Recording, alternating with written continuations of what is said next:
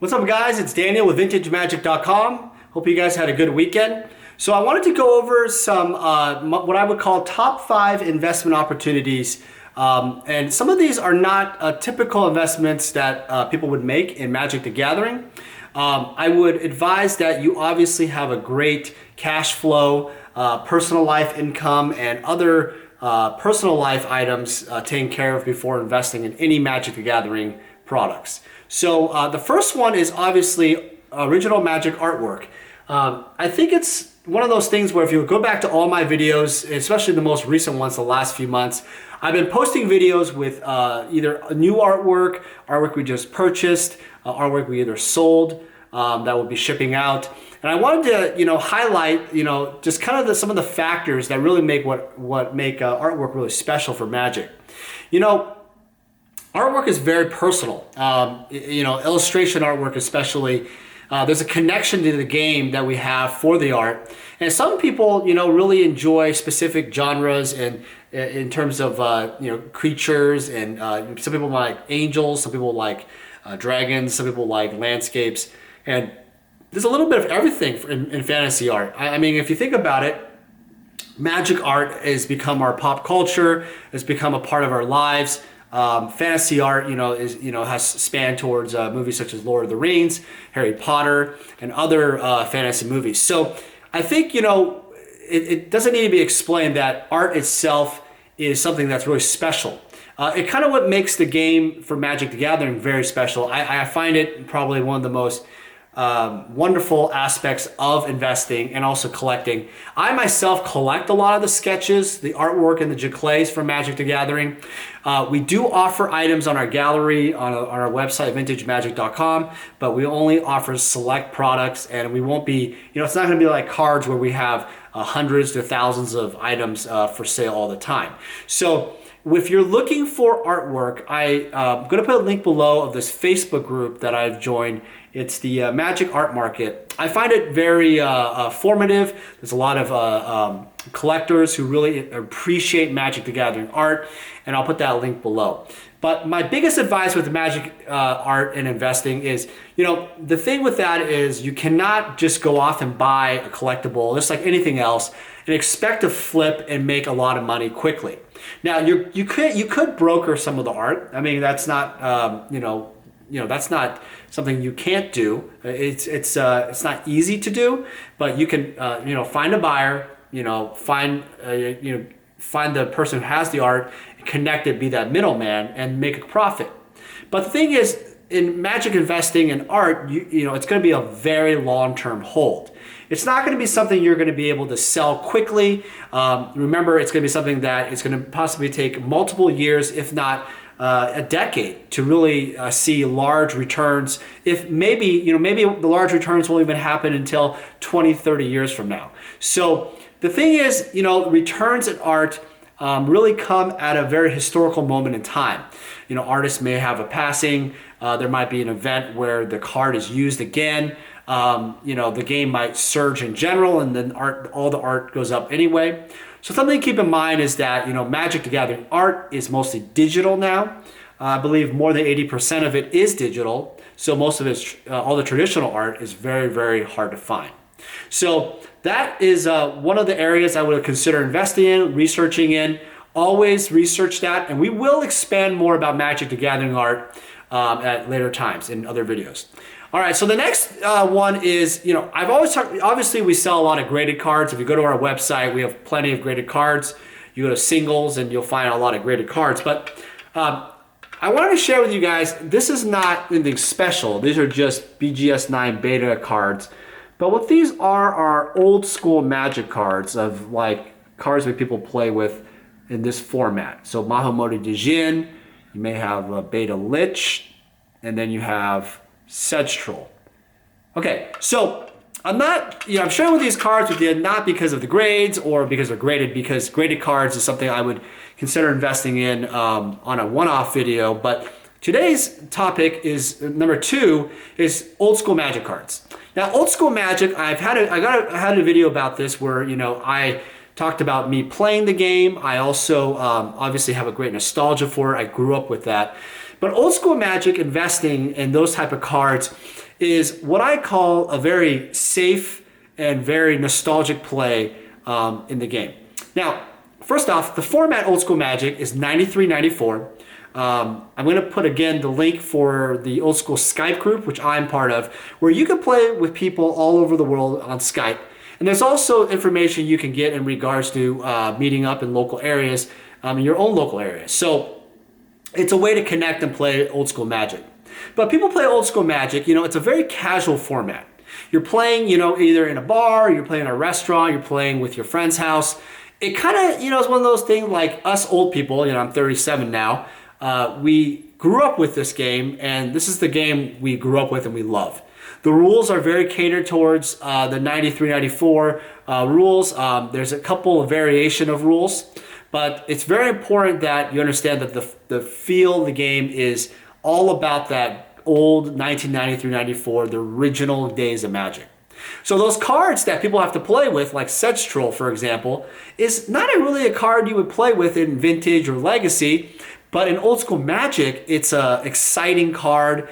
It has a lot of fun factor to it. It really has some good interactions with cards like Neville's Disc, which you will really never use in Vintage. I mean, it's not used. So it's really cool. I think it's something you should consider looking at. So the question is, how do you get started with Old School Magic cards? Now, the first thing is to look at kind of the reserve list and kind of the 93-94. But I'm also going to put the link again for the Old School Magic blog. It's the Swedish group there started this format, I believe, and really took it to a new level. I mean, they weren't the ones that started 93-94, but they're the ones that really reinvented it and resurged it back into the community. And so this blog has a tremendous amount of deck lists, cards that are played with. So if I was investing in them, I would look at cards and those people would need to play, and I would obviously build a portfolio around that. And something to consider is, most people that collect Old School or play Old School also will collect and invest in Old School. And they're going to be making sets for Alpha or Beta or Unlimited. And it's just really, there's a lot of fun factor to it. So keep that in mind. Old School Magic is going to be growing. It's going to keep growing. I think you're going to see this format grow even more because as people get older, they're really not going to do a lot of exercise as much, but they're always going to be able to play Magic. It doesn't take a lot of strength, actually. It's just a lot of brain power like chess. So imagine, being 70, 80 years old, still reliving the days of 93, 94. And I'm telling you, I'm going to be doing that. My other friends will be doing that. We're not going to be selling our cards anytime soon. All right, so the next thing I got for you guys is Vintage Magic the Gathering product. So this right here is a Legends 94 set, sealed box. It has 36 packs and 15 cards per pack, factory sealed. And what's important to note about a Magic sealed product is that a lot of people these days open the packs. So because of that reason, there's only less and less of them in out there in supply. Another thing people can do is grade the individual booster packs. This is the Legends, this is the Antiquities, and people can grade them, and they're sonically sealed inside these cases like graded cards. Now, PSAcard.com is the only one that grades packs right now, and the packs themselves are like kind of like baseball card shaped, where the back right here, I'll zoom in for you. The back right here is kind of, I want to say it's creased, but it's folded and lightly where it allows the pack to, the booster pack to kind of fit in. So I wouldn't consider that something that will damage the pack because they don't crease it. They do roll it, slightly curve it over. Now, you're probably wondering, well, why would you want to grade packs? Now, displaying. I mean, people like to display cards. Have them in their safe and preserve them. Packs are also a way to do that same. So there's going to be opportunity for you either to buy vintage packs and grade them yourself, or you can buy the graded packs themselves. Now, I want to be very clear. You should consider not buying packs and when they're graded and assume that they have not been searched.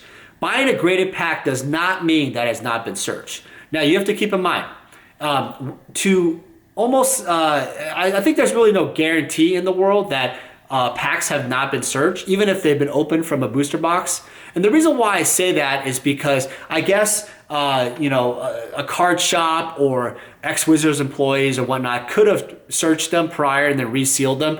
But the odds of that even happening, of that kind of conspiracy, Rudy type of theory, that's funny, I quoted Rudy there, is probably like zero, honestly. So the reality is when I purchase booster packs and booster boxes and such, I only purchase them from individuals who have a long history in Magic, ex-Wizards employees, card shop owners with a provenance of the product. So do not purchase the product online thinking that the item is unsearched. Even if they write unsearched, they could be lying altogether. Oh, I left it in my basement or left it in my closet for years to come. Do not believe them.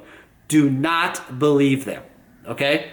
Now, only invest in them if you're dealing with a reputable dealer like vintagemagic.com. We guarantee the quality of our products. We only purchase them from individuals who have a history, proof of it, and also have a history of not searching product themselves or having fraudulent fake products. I think it's really interesting and very important to deal with clients, vendors who actually have product that hasn't been tampered with.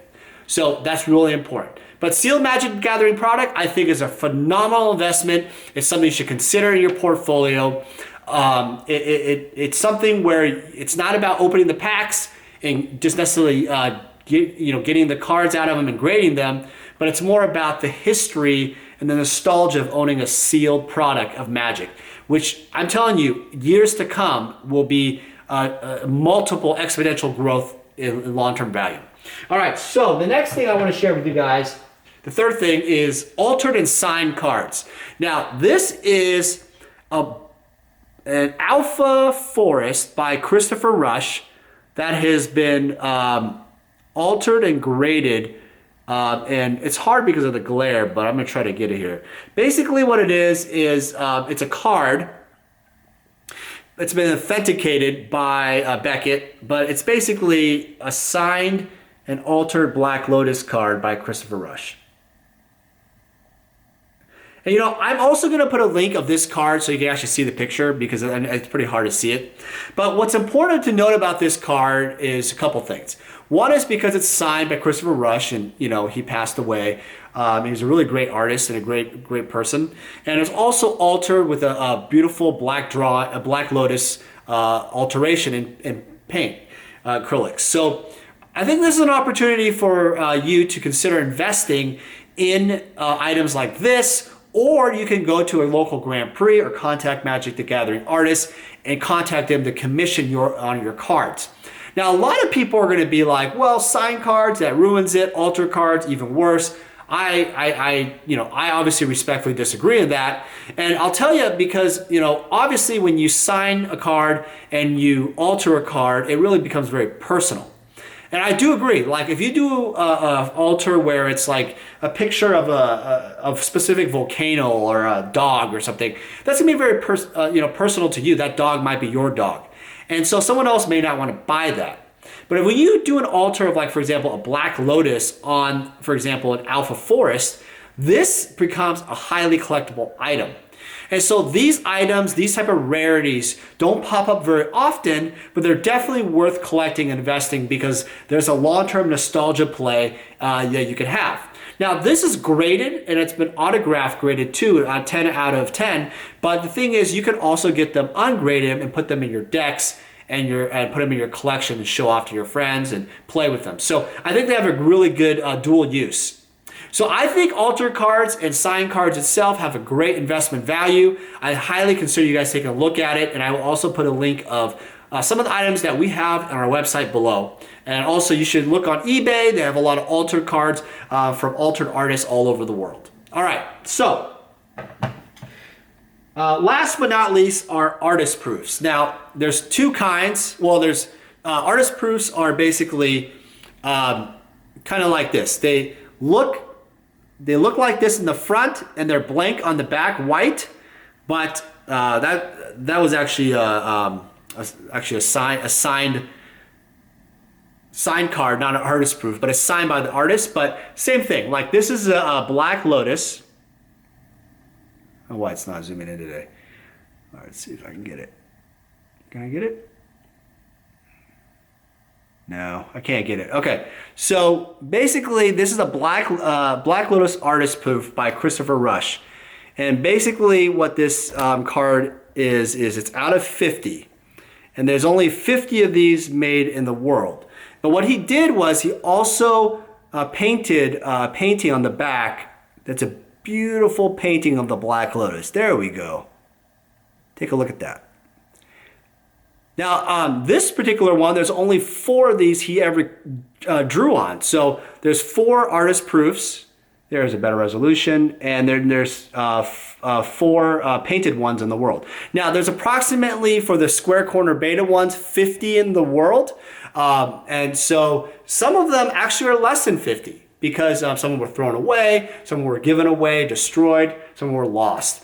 Artist proofs generally are going to be the normal Magic the Gathering corners, like this tabernacle, but the back will be blank. I actually picked up the wrong the card here, but the back would be completely blank and white. Now you can buy artist proofs from artists directly, which I think is really cool. You can support the artists and commission them to do artwork on the back, just like this Black Lotus. And you can also get black and white sketches. You can get sketches of your dog. You know, people have done some crazy things, like they've done poker cards. They've done, you know, like monuments, whatever. So anyway, if you're interested in artist proofs, I highly recommend it. It's one of the best investments for Magic the Gathering. Extremely rare in production and really allows you to engage with the artists and the community. All right, if you have any other questions, guys, thanks again for watching. Please comment below. I appreciate it. I will read all the comments and answer back. Happy investing. I hope you guys got something out of the video. Take care.